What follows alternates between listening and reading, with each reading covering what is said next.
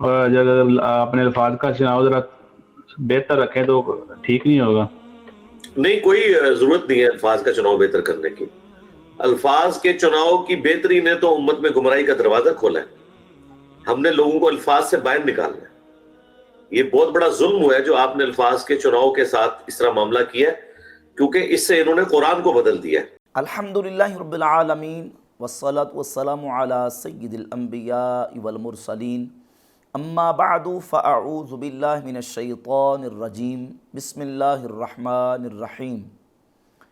مرزا جیلمی کئی ایک مواقع پر نبی پاک صلی اللہ علیہ وآلہ وسلم کی ذات اقدس کے حوالے سے ایسے نازیبا کلمات کہہ چکا ہے کہ مرزا جیلمی کے اپنے فالورز کی طرف سے مرزا جیلمی کو یہ ریکویسٹیں آ رہی ہیں اور مشورے دیے جا رہے ہیں کہ آپ الفاظ کا چناؤ بہتر کریں.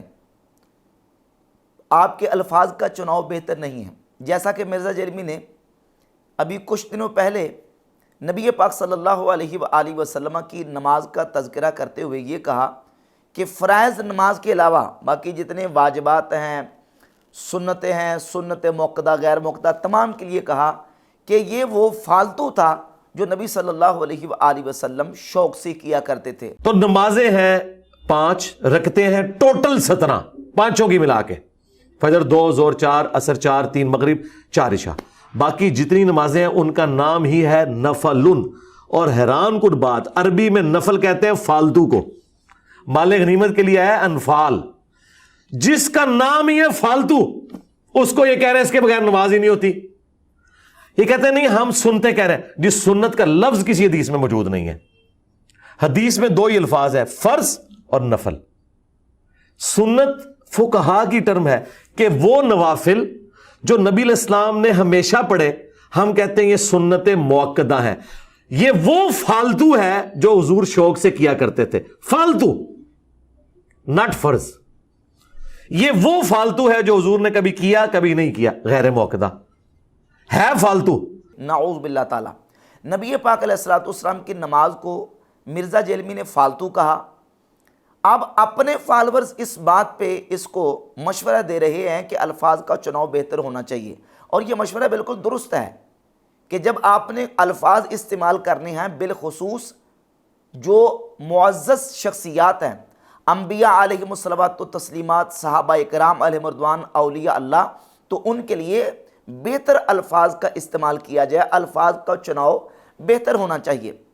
مرزا جیلمی نے سیدنا ابوبکر صدیق رضی اللہ تعالیٰ عنہ کا کئی مرتبہ خطبہ ڈسکس کیا اور اس میں بالکل پورے زور کے ساتھ، اصرار کے ساتھ بار بار نبی پاک علیہ الصلوۃ والسلام کے لیے لفظ استعمال کیا کہ محمد مر چکے، محمد مر چکے. الا من کان یعبد محمدا فان محمدا قد مات. آگاہ ہو جاؤ، جو بھی تم میں محمد کی عبادت کرتا تھا جان لے کہ محمد مر چکے، اور جو کوئی اللہ کی عبادت کرتا تھا وہ جان لے کہ اللہ تعالیٰ زندہ ہے، اسے کبھی موت نہیں آئے گی. کہ جو کوئی محمد کی عبادت کرتا تھا، کرتا ہے یا کرے گا، کیونکہ وہ مضارع کا صیغہ ہے. من کان یعبد محمدن، جو کوئی بھی تم میں محمد کی عبادت کرتا ہے یا کرے گا. یہ مضارع عربی میں نا پریزنٹ ٹینس اور مستقبل دونوں کو کور کرتا ہے. تو وہ جان لے فَإِنَّ مُحَمَّدًا قَدْ مَات، کہ بے شک محمد مر چکے. یہ نہیں کہا کہ وصال فرما کے، وصال بھی عربی کا لفظ ہے، نہیں استعمال کیا. وفات بھی لفظ استعمال نہیں کیا، وفات بھی عربی کا لفظ ہے. اور اس طریقے سے کئی ایک مقامات پہ اس نے اس طرح کے الفاظ استعمال کیے جس پر بحمد اللہ تعالیٰ ہم نے دلائل کے ساتھ اس کی گرفت کی اور دلائل کے ساتھ یہ بات بیان کی کہ جب ہم نے کسی لفظ کا ترجمہ کرنا ہوتا ہے تو اصولی طور پہ یہ دیکھا جاتا ہے کہ یہ لفظ عربی محاورہ کے اندر کن معانی میں استعمال ہوا ہے اور یہ جو موقع محال ہے اس موقع پر لفظ کن معانی کے اندر استعمال ہو رہا ہے. اور اردو محاورہ کے اندر جب ہم ترجمہ کریں گے تو اردو محاورے کا لحاظ بھی کریں گے. تو الفاظ بہتر سے بہتر، الفاظ کا چناؤ جو ہے وہ بہتر ہونا چاہیے. یہ ایک اصولی اور کامن سی بات ہے. جو لوگ اس چیز کو ملحوظ خاطر نہیں رکھتے وہ پھر ایسی ٹھوکریں کھاتے ہیں کہ جیسے مرزا کے بابا جان مودودی صاحب نے ٹھوکر کھائی ہے. قرآن مجید کی سورہ یوسف کی آیت جس میں یوسف علیہ السلام کے بھائیوں نے جناب یعقوب علیہ السلام سے کہا کہ ارسلہ معنا غدا یرتع ویلعب، کہ ابو جان یوسف کو ہمارے ساتھ بھیجیں یرتع و یلعب. اب یرتع کا ترجمہ مودودی صاحب نے یہ کیا کہ تاکہ کچھ چر چگ لے. اب یہ چر چگ لے جو ترجمہ کیا گیا یوسف علیہ السلام کے لیے، اللہ کے پیغمبر کے لیے، اللہ کے نبی کے لیے، کیا یہ ایک عام انسان کی شیان شان بھی ہے کہ اس کے لیے چر چگنے کا لفظ اردو محاورہ کے اندر استعمال کیا جائے؟ ہمارے اردو محاورہ کے اندر چر چگ لینا یہ کس کے لیے استعمال کیا جاتا ہے؟ جانوروں کے لیے، مویشیوں کے لیے، کہ وہ کھیتوں میں جاتے ہیں، کھیتوں میں جا کے چر چگتے ہیں. وہاں اللہ کے نبی یوسف علیہ السلام کا تذکرہ ہو رہا ہے. تو اب یہاں مناسب یہ تھا کہ یہ ترجمہ کیا جاتا کہ ارسلہ معنا غدا یرتع ویلعب، کہ صبح ان کو ہمارے ساتھ بھیجیں تاکہ کچھ میوے کھا لیں، کچھ باغ سے پھل کھا لیں. اور یہ انسان کی شیان شان ہے کہ وہ جب سیر کرنے کے لیے جاتا ہے یا کسی باغ میں جاتا ہے تو وہاں جا کے پھل کھاتا ہے، میوے کھاتا ہے. چر چگ لینا یہ اردو محاورہ کے اندر انسان کے لیے نہیں بلکہ یہ جانوروں اور مویشیوں کے لیے لفظ استعمال ہوتا ہے. جب ایک عام انسان کے لیے یہ لفظ استعمال نہیں ہوتا تو پیغمبر خدا کا جہاں ذکر ہو رہا ہے وہاں یہ ترجمہ کرنا کہ تاکہ کچھ چر چگ لے، یہ ہمارے اردو محاورہ کے مطابق بالکل مناسب نہیں ہے. یہی حال مرزا جلمی کیا اور بضد ہے اس بات پہ کہ نہیں ہم نے وہ لفظ بولنا ہے. کہتا ہے میں ان کے دماغ کے اندر ڈرل کرتا ہوں، میں ان کے دماغ کھولتا ہوں. اور دماغ کس طرح کھولتا ہے کہ میں نے یہی بولنا جی. اور اتنا بضد ہے کہ نعوذ باللہ تعالیٰ یہاں تک کہا کہ آئندہ بھی میں یہی بولوں گا انشاءاللہ ساتھ کہا ہے. کیونکہ مجھے اس سے بہتر کوئی لفظ ہی نہیں لگا بات سمجھانے کے لیے، ایکسٹرا کے لیے فالتو سے بہتر میرے پاس کوئی لفظ ہی نہیں تھا کہ میں بولتا کہ جس کی وجہ سے آپ کے دماغ کی گریں کھلتی. ٹھیک ہے، تو میں نے اس لیے جان بوجھ کے ایسا لفظ استعمال کیا اور آئندہ بھی میں ایسا ہی کروں گا انشاءاللہ تعالی. لا حول ولا قوت الا باللہ.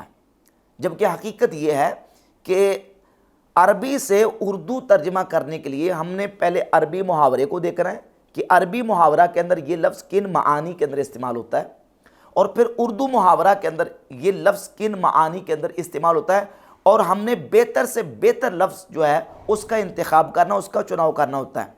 سیدنا ابوبکر صدیق رضی اللہ تعالیٰ عنہ کے خطبہ کے والے سے اس نے 12 مرتبہ یہ بات کی کہ دیکھیں ابوبکر صدیق رضی اللہ تعالیٰ عنہ نے نبی کریم علیہ الصلوۃ کے وصال اقدس پر یہ خطبہ دیا، من کان یعبد محمدا فإن محمدا قد مات. جو تم میں سے محمد صلی اللہ علیہ وسلم کی عبادت کرتا تھا تو جان لے کہ محمد صلی اللہ علیہ وآلہ وسلم مر چکے. اور اس پر اصرار کر رہا ہے، بضد ہے کہ نہیں ماتا کا معنی میں نے یہی کرنا کہ مر چکے.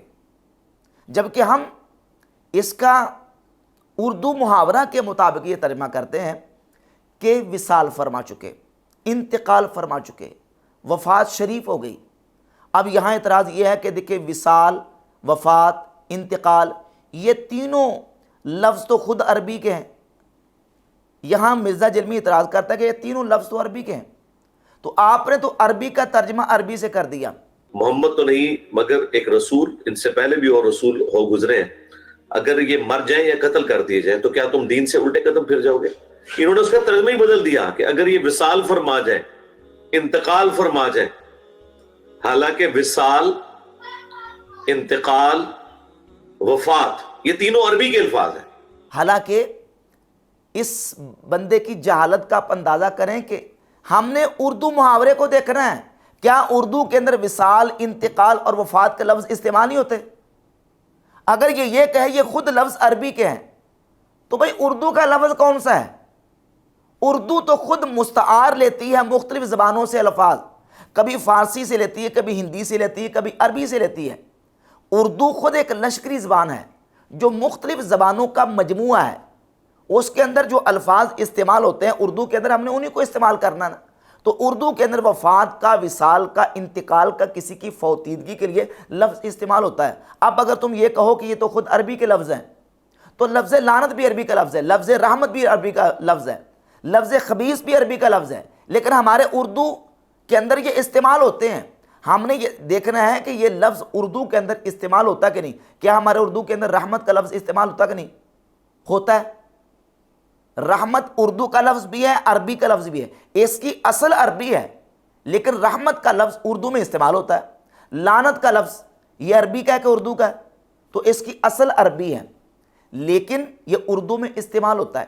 اسی طرح ہزاروں الفاظ ایسے ہیں کہ جن کی اصل عربی ہے لیکن اردو کے اندر وہ استعمال ہوتا ہے. آپ اردو لغت کی کوئی کتاب اٹھا کر دیکھ لیں, فیروز اللغات اٹھا کر دیکھ لیں, مرنا کا معنی کیا ہے؟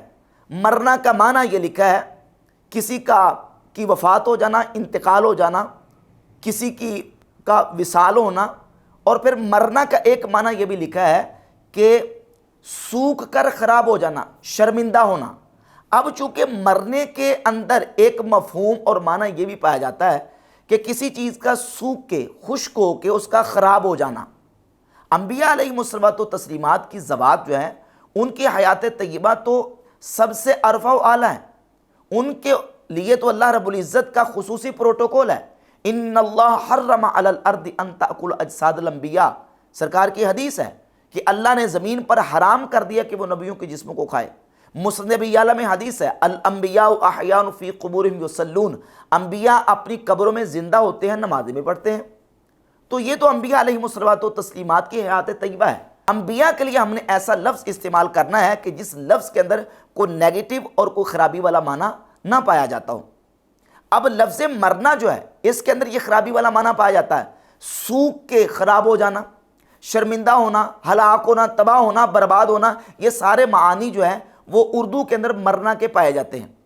اگرچہ وہاں اردو کے اندر مرنا کا معنی وفات بھی لکھا ہے, انتقال بھی لکھا ہے. تو ہم انتقال کیوں نہ کریں, ہم وصال کیوں نہ کریں؟ مرزا بزیدہ کہ نہیں آپ نے یہی کرنا ہے کیونکہ لفظ ماتا آیا. حالانکہ ماتا ہی کے لفظ کو اگر دیکھا جائے تو ماتا کا لفظ عربی کے اندر مختلف معنی کے لیے استعمال ہوتا ہے. میں نے اس کی پوری ڈیٹیل اور تفصیل بیان کی ہے. یہ لسان العرب سے, یہ لغت کی معروف کتاب ہے لسان العرب, اس کے اندر معنی لکھے ہیں. ماتت الریح, ہوا تھم جائے تو اس کے لیے استعمال ہوتا ہے ماتت الریح, ہوا تھم گئی. ماتت الحر والبرد, ٹھنڈک جو ہے وہ رک گئی. ماتت الارض, زمین بنجر ہو گئی. اور موت کے لیے, نیند کے لیے بھی موت کا لفظ استعمال ہوا. مختلف معنی کے اندر جو ہے وہ ماتا کا لفظ استعمال ہوتا ہے. لیکن جب کسی پیغمبر کے لیے ماتا کا لفظ استعمال ہوگا تو یقیناً ہم اردو محاورے کے مطابق الفاظ کا بہتر اور اچھا چناؤ کریں گے اور معنی یہ کریں گے وصال کر جائیں, انتقال کر جائیں. یہ بہتر لفظ ہے. لیکن مرزا بزیدہ کا نہیں, یہ الفاظ کے چناؤ کی بہتری کا جو مسئلہ ہے اس نے تو امت کے اندر جو ہے نا وہ گمراہی کا دروازہ کھولا ہے, نعوذ باللہ تعالیٰ. اچھا, پھر اپنی حالت یہ ہے کہ اس نے ایک جگہ پہ سیدنا بایزید البسطامی رحمۃ اللہ کا تذکرہ کیا اور مقابلے میں امام مسلم کا ذکر کیا. تو امام مسلم کے لیے یہ لفظ استعمال کیا کہ ہمارے امام مسلم بن حجاج القشیری وہ ہیں جو 261 میں ان کی وفات ہوئی. اور بایزید بسطامی کے بارے میں کہا بایزید بسطامی یہ 261 میں مرا. مزے کی بات, بایزید بسطامی بھی 261 ہجری میں مرا ہے اور امام مسلم بھی 261 ہجری میں فوت ہوئے ہیں. اب دیکھیں, سیدنا بایزید بسطامی رحمۃ اللہ کے مقابلے جب امام مسلم بن حجاج کا ذکر کیا تو امام مسلم کے لیے لفظ وفات استعمال کیا اور بایزید البسطامی کے لیے لفظ مرنا استعمال کیا. وہاں چونکہ ادب ملحوظ خاطر تھا تو وہاں وفات کا لفظ استعمال کر دیا, اور یہاں بسطامی رحمۃ اللہ کے ادب کا جو انداز ہے وہ ملحوظ خاطر نہیں تھا تو یہاں اس نے کیا کر دیا, مرنا کر دیا. تو یہ مرزا کا انداز خود بتاتا ہے, اس کا ایٹیچیوڈ بتاتا ہے کہ جو لفظ وفات ہے یہ ادب کے لیے, احترام کے لیے اور اس میں الفاظ کا بہتر چناؤ ہے. جب امام مسلم کے لیے تم وفات کا لفظ استعمال کر سکتے ہو تو نبی کریم علیہ الصلوۃ والسلام کی ذات اقدس کے لیے کیوں بار بار یہ کہتے ہو کہ نہیں جی مرنا ہی کریں گے؟ تو یہ صرف اس کی ضد اور ہٹ درمی ہے مرزا جلمی کی. اور پھر یہ کہتا ہے جی کہ دیکھیں ماتا کا لفظ انہوں نے استعمال کیا اور ماتا کا معنی کر دیا ہے وفات, انتقال اور وصال. یہ تو عربی کے لفظ ہیں تو عربی کا ترجمہ عربی سے کر دیا. اور خود اسی 6 منٹ کی ویڈیو کے اندر اس نے وَمَكَرُوا وَمَكَرَ اللَّهُ وَاللَّهُ خَيْرُ الْمَاكِرِينَ, وَمَكَرُوا وَمَكَرَ اللَّهُ وَاللَّهُ خَيْرُ الْمَاكِرِينَ, انہوں نے بھی مکر کیا, اللہ نے بھی مکر کیا, اللہ بہترین مکر فرمانے والا ہے, سب سے بڑھ کر مکر فرمانے والا ہے. اس کا ترجمہ کیا کہ انہوں نے مکر کیا اور اللہ نے مکر کیا. مکر اللہ کا ترجمہ کیا کیا, اللہ نے مکر کیا. سوال یہ پیدا ہوتا ہے کہ یہ مکر کا ترجمہ تو خود تم عربی سے کر رہے ہو, مکر کا اردو لے کے آؤ, اردو کرو. یا کیا اردو کرو گے کہ اللہ نے نعوذ باللہ تعالیٰ دھوکہ دیا, یا اللہ نے فریب کیا, اللہ نے دھوکہ دیا, نہیں کرو گے نا. تو اعلیٰ حضرت امام احمد رضا محدث بریلی رحمۃ اللہ علیہ نے یہ جو ترجمہ کیا ہے وَمَكَرَ اللَّهُ, اللہ نے خفیہ تدبیر فرمائی, وہ اللہ رب العزت کی شیان شان ہے, اللہ تبارک و تعالیٰ کی شان کے لائق ہے. وَمَكَرُوا وَمَكَرَ اللَّهُ وَاللَّهُ خَيْرُ الْمَاكِرِينَ, انہوں نے بھی مکر کیا, اللہ نے بھی مکر کیا, اللہ بہترین مکر فرمانے والا ہے, سب سے بڑھ کر مکر فرمانے والا ہے. تو یہاں مرزا جلمی خود پھنس جاتا ہے, ایک جگہ پہ دعویٰ یہ کر رہا ہے کہ نہیں آپ نے ماتا کا لفظ جو بولا ہے اور اس کا ترجمہ وفات اور انتقال اور وصال کیا ہے تو عربی کے لفظ ہیں, تو عربی کا عربی سے ترجمہ کر دیا, اور دوسری جگہ پہ خود مکروا ومکر اللہ, مکر اللہ کا ترجمہ کر رہا اللہ نے مکر کیا. اردو لے کے آؤ نا, یہاں عربی کا ترجمہ عربی کے ساتھ کیوں کر رہے ہو؟ کیا تمہارے اندر جرأت ہے کہ تم کرو کہ اللہ نے دھوکہ دیا, اللہ نے فریب کیا, نعوذ باللہ تعالیٰ. امام احمد رضا خان محدث بریلی رحمۃ اللہ علیہ نے جو ترجمہ کیا ہے وہ بالکل وہ ترجمہ ہے کہ جو اللہ رب العزت کی شایان شان ہے کہ اللہ رب العزت نے خفیہ تدبیر فرمائی. اگر تم کہو کہ خفیہ تدبیر یہ خود عربی کے لفظ ہیں تو اردو میں استعمال ہوتے ہیں, ہم نے اس کا استعمال دیکھنا ہے, اردو میں استعمال ہوتے ہیں. اسی طرح وصال, وفات, انتقال اردو میں استعمال ہوتے ہیں. اور اگر کوئی ایسا لفظ جو اردو میں نیگیٹو معنی کے اندر استعمال ہوتا ہے, اگرچہ اس کے کچھ اچھے معنی بھی ہوں, تو وہ بھی لفظ اللہ اور اس کے رسول کے لیے استعمال کرنا جائز نہیں ہے. وہ تو مرزا خود اپنے لیے استعمال کرنے کو جائز نہیں قرار دے گا. جیسے لفظ ولد الحرام ہے, ولد الحرام, اب حرام کے دو معنی ہیں, ایک معنی ہے حرام کا حرمت والا, عزت والا, اور ایک ہے حرام یعنی حرام طریقے سے. تو ولد الحرام اگر کسی کے لیے لفظ استعمال کیا جاتا ہے اور لفظ استعمال کرنے والا یہ کہے میں نے فلاں کے لیے ولد الحرام کا لفظ استعمال کیا ہے لیکن میرا مقصود یہ تھا کہ وہ معزز شخص ہے, وہ عزت والا شخص ہے, تو کیا مرزا جلمی یہ لفظ اپنے لیے استعمال کرنے کی اجازت دے گا؟ معنی درست مراد لے رہا ہے بولنے والا. جیسے یہ کہتا ہے فالتو کا لفظ میں نے بولا تو میں کن معنی کے لیے استعمال کر رہا ہوں, میں جو نا وہ اس کی پوری اس کو ایکسپلین کرتا ہوں. تو کوئی شخص کسی کے لیے ولد الحرام کا لفظ استعمال کرتا ہے اور وہ ولد الحرام اس کو کہے کہ میری مراد یہ تھی کہ عزت والا, شرف والا, بزرگی والا, تو کیا کسی کے لیے یہ لفظ استعمال کرنے کی اجازت دی جا سکتی ہے؟ ہرگز نہیں. اور پھر اس نے یہ کہا کہ دیکھیں اعلیٰ حضرت نے لفظ خبیث ترجمہ کیا تھا عفریت کا, اور یہ اس کو ابھی تک ڈیفینڈ کر رہے ہیں. تو ڈیفینڈ اللہ کے فضل و کرم سے کر رہے ہیں, میں نے دلائل کے ساتھ ڈیفینڈ کیا ہے. میں نے 3 تابعین سے اس کی تفسیر اور اس کا معنی بیان کیا ہے, امام مجاہد تابعی سے, امام حسن بصری سے اور ضحاک تابعی سے, کہ وہ تینوں یہ کہتے ہیں کہ عفریت تو ہوتا ہی خبیث ہے, بلکہ امام حسن بصری تو کہتے ہیں کہ عفریت تو ہوتا کافر ہے. امام مجاہد تابعی نے کہا کہ عفریت کا معنی ہے مارد, اور اس طرح ضحاک تابعی کہتے ہیں کہ عفریت کا یہاں معنی خبیث ہے. تو یہ ہم نے بلا دلیل تھوڑی کی بات, دلائل کے ساتھ ثابت کیا ہے کہ عفریت جو ہے اس شیطان اور اس جن کو کہا جاتا ہے جو سرکشی میں حد سے بڑھ جائے اور اس کی سرکشی جو ہے وہ خباثت تک پہنچ جائے. علماء نے جنات کے موضوع پر جو کتابیں لکھی میں نے ان کے کتابوں کے حوالے دیے ہیں کہ وہ بھی کہتے ہیں کہ پہلے جو جن ہوتا ہے نا, عام سادہ جن, پھر اس کے اندر خباثت آ جو شیطان ہو جاتا ہے, پھر خباثت بڑھ جائے تو مارد ہو جاتا ہے, اور پھر خباثت اور زیادہ بڑھ جائے تو اس کو عفریت کہا جاتا ہے. اور پھر صحیح بخاری کی حدیث کا میں نے حوالہ دیا کہ نبی پاک علیہ الصلوۃ والسلام کی بارگاہ میں عفریت آیا اور حضور کی نماز کو خراب کروانا چاہتا تھا, اور عفریت کون تھا؟ وہ خبیث جن تھا. تو دلائل کے ساتھ ثابت کیا ہے, اور کہتا جی ابھی تک اس کو ڈیفینڈ کر رہے ہیں. تو اللہ کے فضل و کرم سے ڈیفینڈ کر رہے ہیں, دلائل کے ساتھ ڈیفینڈ کر رہے ہیں. مفسرین کی تفاسیر بڑی پڑی ہیں, تابعین کے اقوال موجود ہیں کہ جو عفریت کا معنی خبیث کر رہے ہیں, اور مرزا اب تک کہہ رہا ہے کہ وہ خبیث جو نا وہ صحابی جن تھا, اور اس کو صحابی مرزا جلمی ثابت نہیں کر سکا. تو اس طریقے سے یہ جو ہے نا وہ گھٹیا قسم کے اور نامناسب قسم کے الفاظ انبیاء اور صحابہ اکرام اور اللہ رب العزت کے نیک بندوں کے لیے استعمال کرتا ہے, جو کہ مرزا جلمی کی ایک بہت بڑی جسارت ہے.